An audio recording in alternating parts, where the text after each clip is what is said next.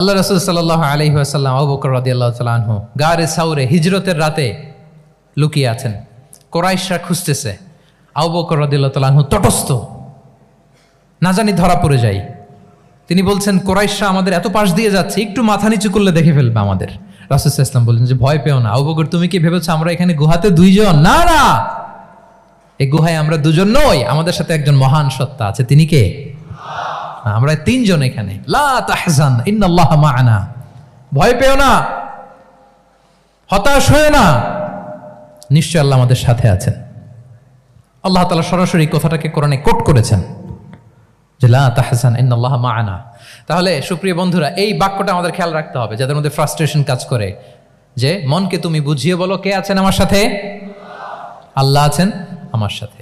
এরকম কোরআনের পরতে পরতে অনেক আয়াত পাবেন। লা তাইয়াসু মির রাউহিল্লাহ ইন্নাহু লা ইয়াইয়াসু মির রাউহিল্লাহি ইল্লাল কওমুল কাফিরুন।